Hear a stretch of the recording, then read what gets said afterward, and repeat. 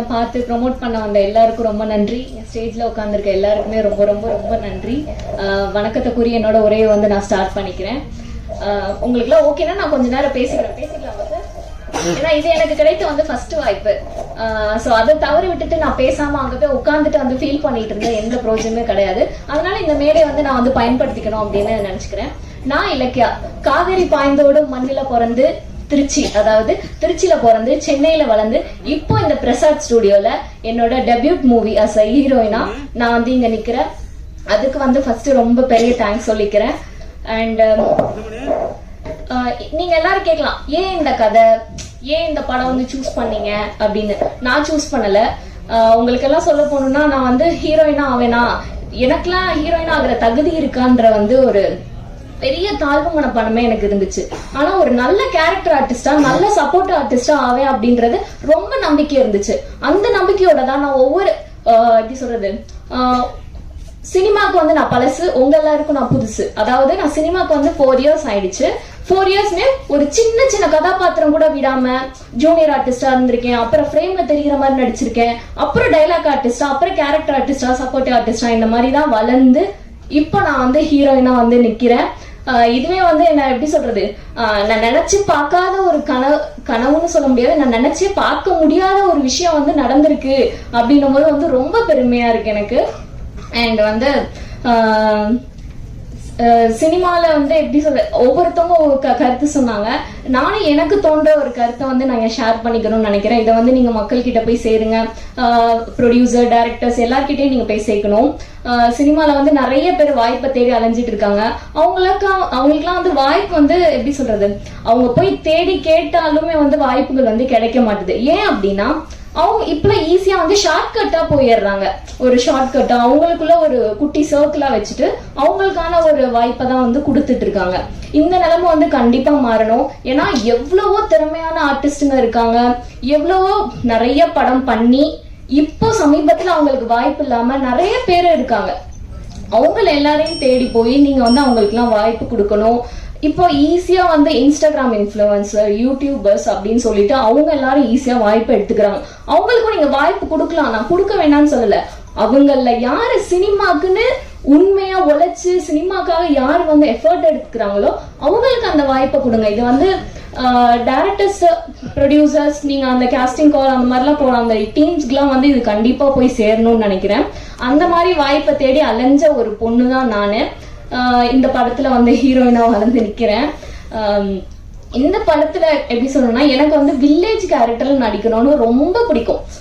யூஸ்வலா நம்ம இருக்கிறத விட ஒரு வில்லேஜ் ஒரு கெட்டப்ல ஒரு மண் வாசனையோட கலந்த ஒரு லுக்ல அந்த மண்ணோட மண்ணா கலந்து அதுக்கேற்ற மாதிரி நம்மளே மாத்திட்டு அந்த கதாபாத்திரத்திலே நடிக்கிறது வந்து எனக்கு ரொம்ப பிடிக்கும். அந்த மாதிரி அமைஞ்சதுதான் இந்த வள்ளிமலை வேலன். இந்த வாய்ப்பு வந்து எனக்கு நான் டோர்னமெண்ட்ல இருந்தப்போ, பூனேல இருந்தப்ப எனக்கு கால் வந்தது. மணி சார் அவங்க தான் வந்து கால் பண்ணி இந்த மாதிரி உன்னோட போட்டோஸ் அனுப்புமா ஹாஃப் சாரியில இருக்கிறது அப்படின்னு சொல்லி அனுப்பிட்டு, அதுக்கப்புறம் நானும் மறந்துட்டேன். திருப்பி வந்து கால் பண்றேன்னே பண்ணல. அதுக்கப்புறம் திடீர்னு கால் பண்ணி உடனே சென்னைக்கு வர சொல்லி சென்னைக்கு வந்து நான் ஆஃபீஸ்ல வந்து சாரை பார்த்தோன்னே அவங்க ஓகே பண்ணிட்டாங்க. என்னோட குறைய வந்து நான் சொல்லிக்கணும்னு நினைக்கிறேன். அந்த குறையினால வந்து எனக்கு நிறைய வாய்ப்பு வந்து தட்டி கழிச்சு போனது. நான் ரொம்ப குட்டியா இருக்கேன்னு சொல்லி, ஷார்ட்டா இருக்கேன் அப்படி, உனக்கு திறமையெல்லாம் இருக்குமானா நீ ஷார்ட்டா இருக்க அப்படின்னு சொல்லிட்டு நிறைய ரிஜெக்ஷன் எனக்கு வந்திருக்கு. ஆனா டைரக்டர் சார் வந்து அந்த குறையெல்லாம் பார்க்காம உண்மையான திறமைக்கு வந்து மதிப்பு கொடுத்தனாலதான் நான் இந்த படத்தை வந்து இப்போ இங்க ஹீரோயினா நிக்கிறேன்றத வந்து நான் இங்க சொல்லிக்க விரும்புறேன். டீமை பத்தி சொல்லணும் அப்படின்னா, டைரக்டர் சார் வந்து ரொம்ப எளிமையா இருப்பாரு. அவரை பாத்தீங்கன்னா ஸ்லிப்பர் கூட போட மாட்டாங்க. எல்லாரும் அதை தான் சொன்னாங்க. நான் சொல்லணும்னு நினைச்ச பாயிண்ட்லாம் நிறைய பேர் சொல்லிட்டாங்க. சார் வந்து ஸ்லிப்பர் போடுவார். ரொம்ப எளிமையா கல்லு, மண்ணு, வெயில், மழை எதுவும் பார்க்காம ஷூட்டிங் ஸ்பாட்ல அவ்வளோ எளிமையா வந்து ஒவ்வொரு விஷயத்தையும் சொல்லி ரொம்ப அருமையா வந்து கதைக்கு வந்து எங்களை எல்லாரையும் நடிக்க வச்சிருக்காரு. அண்ட் அசிஸ்டன்ட் டைரக்டர்ஸ் எல்லாமே ரொம்ப ஹெல்ப்ஃபுல்லா இருந்தாங்க. அவங்க எல்லாருக்கும் இந்த இடத்துல வந்து நான் தேங்க்யூ சொல்லிக்கிறேன். அப்புறம் கேமரா டீம், மணி சார் வந்து ரொம்ப எப்படி சொல்ற, அவர் கூட இருந்த ஒர்க் பண்ண எல்லாருமே ரொம்ப திறமையானவங்க. ஒவ்வொரு ப்ராஜெக்ட்லாம் ஒவ்வொரு ஷூட்டிங் போறதுக்கு பாத்தீங்கன்னா டெக்னிக்கல் இஷ்யூவே நான் வந்து ரொம்ப நேரம் வந்து வளன்னு இழுக்கும். அந்த மாதிரிலாம் கிடையாது. கரெக்டா வந்து ப்ராப்பரா ஸ்கெடியூல் போகுது அப்படின்னா கேமரா வந்து அதே மாதிரி கரெக்டா வச்சுட்டு கரெக்டான டைமுக்கு எடுப்பாங்க. அந்த மாதிரி ரொம்ப ஸ்கில்ஃபுல்லா இருந்தவங்க. அப்புறம் மேனேஜர் சார் அவங்களுக்கும் வந்து இந்த நான் வாழ்த்துக்கள் நன்றி சொல்லிக்கிறேன். என் கூட நடிச்ச கோ ஆர்டிஸ்ட் எல்லாருமே வந்து நாங்க ஒரு ஃபேமிலியா தான் வந்து அந்த ஷூட்டிங் ஸ்பாட்ல என்ஜாய் பண்ணோம். ஷூட்டிங் அந்த திரையில மட்டும் கிடையாது, நாங்க சகஜமாவே பழகி அந்த மாதிரி தான் இருந்தோம். திரையில எப்படி வந்து ஃபேமிலியா இருந்தோம் அதே மாதிரிதான் ஆஃப் ஸ்கிரீன்ல இருந்தோம்னு நினைக்கிறேன். எல்லாரையும் அம்மா அண்ணா அப்பா அந்த மாதிரிதான் கூப்பிட்டு பழகினேன். அப்புறம் இப்போ வந்து முக்கியமா எங்க ப்ரொடியூசர் அண்ட் ஹீரோ சாருக்கு வந்து நான் ரொம்ப தேங்க்ஸ் சொல்ல விரும்பிக்கிறேன். அவரை பாத்தீங்கன்னா எப்படி சொல்றது, அவரை மாதிரி ஒரு இந்த காலத்துல இப்படி ஒரு நல்ல உள்ளம் கொண்ட மனிதர் இருக்காங்க அப்படின்னா நம்ம ஹீரோ சார் தான், நாகரத்தினம் சார் தான் வந்து நான் சொல்லணும். ஏன்னா இந்த காலத்துலயும் வந்து எனக்கு வந்து படத்துல பாக்குற மாதிரி இருந்துச்சு. அவரை கார்ல கூட்டிட்டு போயிட்டு இருப்பாரு, ஊர் மக்கள் எல்லாம் பார்த்து ஏஞ்சி நின்று வணக்கம் சொல்லுவாங்க, அவரை பார்த்து கொஞ்சுவாங்க. இதெல்லாம் வந்து நான் படத்துலதான் பாத்திருக்கேன். படத்துல வந்து சொல்லி பண்ண வச்சிருப்பாங்க, இங்க வந்து அவர் பண்ண செயல்களால வந்து அவங்க எல்லாம் பண்ணாங்கன்னு நினைக்கிறேன். ஒரு தலைவனுக்கு வந்து ஒரு மக்கள் கொடுக்குற மரியாதை வந்து ஒண்ணு வந்து பயத்தினால இருக்கும், இன்னொன்னு வந்து மரியாதைனால பாசத்தினால இருக்கும். அவங்க கொடுத்தது வந்து மரியாதையிலையும் பாசத்தினாலையும் வந்து நினைக்கிறேன். ஏன்னா அந்த அளவுக்கு வந்து அவர் ஊர் மக்களுக்கு அவர் செஞ்சிருக்காரு. அவர் கூட நடிச்சது வந்து எனக்கு ரொம்ப சந்தோஷமா இருக்கு. அவர் கதையில இந்த திறமையான டீம் கூட நான் ஒர்க் பண்ணதுக்கு வந்து நான் ரொம்ப சந்தோஷப்பட்டுக்கிறேன். அப்புறம் என்னோட காஸ்டியூம், திடீர்னு காஸ்டியூம் இல்ல பத்தல அப்படின்னா டக்குன்னு பக்கத்துல போய் கடையில வாங்கிட்டு ஏதாவது ஒரு வீட்டுல வந்து டைலர் மிஷின் இருக்கான்னு கேட்டு அங்க எனக்கு டக்குன்னு ஸ்டிச் பண்ணி கொடுத்துருவாரு.